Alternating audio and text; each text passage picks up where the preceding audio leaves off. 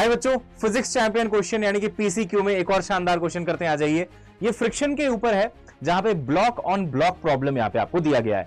देखिए 2 kg 4 kg यहां पे स्मूथ है, यहां से कोई फ्रिक्शन नहीं है, बट 2 और 4 के बीच में फ्रिक्शन है। स्टैटिक वाला 0.5 कोफिशिएंट और काइनेटिक कोफिशिएंट है 0.3।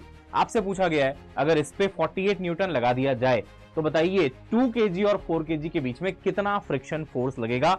10, 16, 6 या फिर 30। इसको करने का सबसे पहला तरीका, सबसे अच्छा तरीका ये होता है बेटा कि आप पहले ये मान लो कि ये दोनों के दोनों साथ साथ आगे बढ़ रहे हैं, जिससे कि आप ना इसका एक्सेलरेशन निकाल लोगे। आप चाहो तो एक बार इसको पॉज करके सॉल्व भी कर सकते हो, है ना।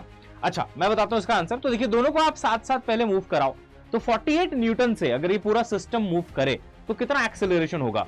Force upon total mass, force 48 है, टोटल मास 6 हो गया, दोनों का मिला के 4 और 2 6, 8 का एक्सेलरेशन होना चाहिए।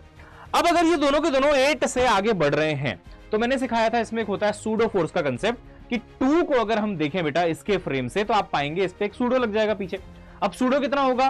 तो ये सूडो होता है बेटा मास इंटू एक्सेलरेशन। मास 2 है, एक्सेलरेशन 8 है अगर मान लीजिए फ्रेम का, तो 8 इंटू 2 यानी कि 16 न्यूटन पीछे। अब ये जो 16 न्यूटन है ये 2 kg को पीछे ले जाना चाहता है। फ्रिक्शन कहेगा नहीं, मैं इसको रोकूंगा पीछे जाने से। अब फ्रिक्शन रोक पाएगा या नहीं ये डिपेंड करता है फ्रिक्शन की मैक्सिमम वैल्यू कितनी है, यानी कि स्टैटिक फ्रिक्शन की लिमिटिंग वैल्यू कितनी है। स्टैटिक फ्रिक्शन का मैक्सिमम वैल्यू या लिमिटिंग वैल्यू ये होता है म्यूएस इंटू एन के बराबर। म्यूएस 0.5 दिया था, आपने देखा होगा क्वेश्चन में। एन यानी कि यहाँ पे नॉर्मल फोर्स देखिए 2 kg यानी कि 20 न्यूटन, ये आ रहा है आपका 10 न्यूटन।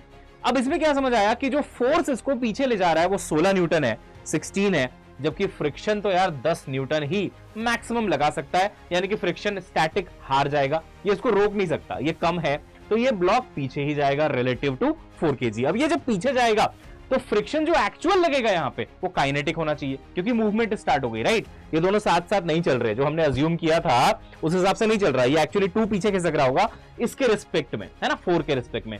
तो अगर खिसक रहा होगा तो एक्चुअल फ्रिक्शन कितना लगेगा? तो एक्चुअल फ्रिक्शन लगने वाला है म्यू के इंटू एन। म्यू के की वैल्यू 0.3, एन की वैल्यू 20, देखिए 6 न्यूटन आपका आंसर है।